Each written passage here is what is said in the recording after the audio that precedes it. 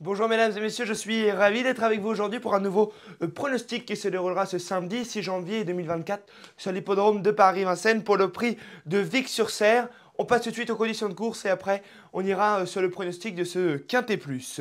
Ils seront 16 partants, 71 000 euros d'allocation, 2850 mètres à parcourir sur la grande piste sur l'hippodrome de Paris-Vincennes, corde à gauche. Et c'est pour des chevaux ayant au moins gagné 43 000 euros, mais pas 205 000 euros. Donc voilà pour les conditions de ce prix de Vic-sur-Serre. On passe tout de suite au pronostic. Mon favori sera le numéro 14, Indigo de Fontaine. Il reste sur deux très belles victoires. Sa dernière était sur l'hippodrome de Laval, sur les 2850 mètres de cet hippodrome. Voilà, c'est un cheval qui est dur, il a été préparé pour l'engagement, associé à Alexandre Brivard. L'entourage est très confiant, c'est une base pour moi dans le quintet, voire dans les trois premiers. Surtout qu'on sait ce qu'il a fait, il a déjà battu des chevaux qu'il retrouve aujourd'hui. Il a battu tel Hibiscus Man qui va venir ensuite dans ma sélection. Il a battu déjà plusieurs chevaux qu'il retrouve. Il a été préparé pour, il a eu une petite absence de quelques temps parce que d'après son entourage, il n'avait pas d'engagement favorable. Aujourd'hui, il est préparé, déféré des quatre pieds, c'est une base. Ensuite, le numéro 16, Hibiscus Man, on y vient. C'est un peu l'engagement en or pour ce cheval entraîné par Romain Larue et drivé par son mentor. Il vient de s'imposer sur les 2100 mètres le jour de Noël. La longue distance, les 2850 mètres vont l'avantager, ça il ne faut pas s'en inquiéter. Une distance plus longue. Et c'est un cheval qui est très très dur, on a pu le voir, il a déjà fait des trucs exceptionnels. En deuxième épaisseur de tels chevaux, comme il Indigo de Fontaine, il l'avait battu. Bon, c'est vraiment un super cheval qui est très très dur. C'est un cheval alezan, qui n'est pas très très grand, mais qui est très dur. Dans le jargon, on dirait qu'il a de la rate. Voilà, Romain Larue est très confiant, c'est une base pareil pour dans les 5 premiers. Voire dans les 3 premiers, c'est mes deux bases sûres. Ensuite, on passe au numéro 7, Iberica. Elle vient de s'imposer sur le parcours, elle s'était sur les 2850 mètres. Un finish extraordinaire dernièrement, elle a revu le peloton, elle a une vraie fusée, hein. Elle a traversé le peloton. Elle a passé un palier, j'ai l'impression, depuis cette dernière victoire. Même depuis quelques temps, elle avait quand même monté encore d'un cran, elle avait encore sauté de catégorie. Et dernièrement, elle m'a un petit peu impressionné. C'est pour ça que je la mets assez haut dans mon ticket. Même en affrontant les mâles, je la vois faire une très très belle course aujourd'hui si elle a le bon parcours.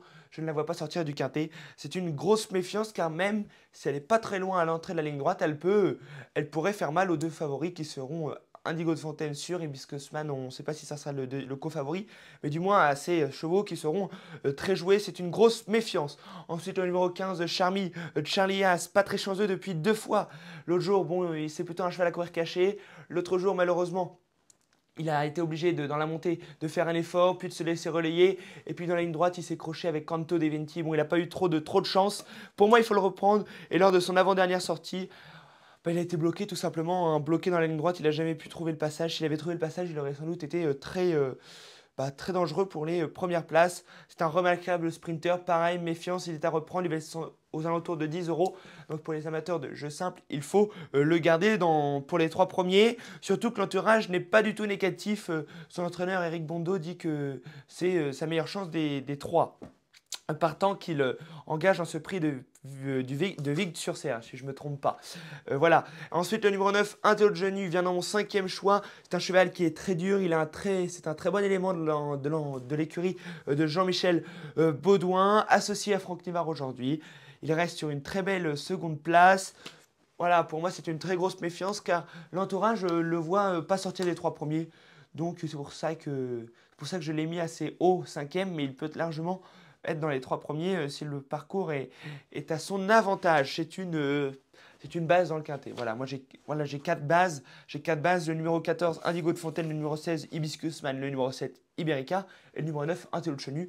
Voilà, c'est mes quatre bases pour le quintet un petit peu où je suis un peu plus sûr que les autres. Ensuite, le numéro 4, Impérial Mabon. Déféré les quatre pieds depuis 10 mois. 3 parcours dans les jambes. Se protéger de Yves Heureux sera associé à Eric Raffin. C'est un cheval de grande qualité. On peut se rappeler de l'année dernière, il jouait contre Hino du Lupin qui s'est même imposé hier. Donc voilà, c'est un cheval de très grande qualité. Il faut se méfier de ce numéro 4, Impérial Mabon, surtout qu'il sera déféré des quatre pieds et l'entourage n'est pas du tout négatif. Le numéro 5, Cool Chronos, finira ma sélection. Il est à reprendre. Hein. Ce cheval, entraîné par Jean-Michel Bazir, est à reprendre, associé à Jimbe aujourd'hui. Contrairement à lors de ses dernières sorties où il était associé à son fils Nicolas, il peut refaire surface. Il peut tout faire pendant un parcours. Il est mieux à courir caché, mais s'il faut qu'il prenne... voilà, s'il faut qu'il parte très vite et puis être aux avant-postes, il peut le faire. Il n'a pas de marge, il est dans sa catégorie. Mais c'est plutôt pour une place pour se protéger de Jean-Michel Bazin, excusez-moi. Voilà, c'est pour ça que je l'ai mis plutôt en fin de sélection, car je ne le vois pas rentrer dans les 3 premiers, plutôt dans les 4-5e places. Si tout se passe bien pour ce numéro 5, Cool Chronos. Voilà pour mes pronostics de ce prix de Vic-sur-Serre. Maintenant, je vous le fais en chiffres. Le numéro 14 devant le numéro 16 Hibiscusman, devant le numéro 7 Iberica, puis le numéro 15 Charlias, le numéro 9 Un Théo de Chenu devant le numéro 4 Impérial Mabon, puis le numéro 5 Cool Chronos. Voilà pour ma sélection en chiffres. Et puis je vous dis bonne chance à tous pour ce prix de Vic-sur-Serre. Je vous dis à bientôt sur le Turf 1 pour de prochains pronostics. Bonne chance à tous et n'hésitez pas à vous abonner, à liker et à partager cette vidéo si cela vous plaît. Bonne chance à tous.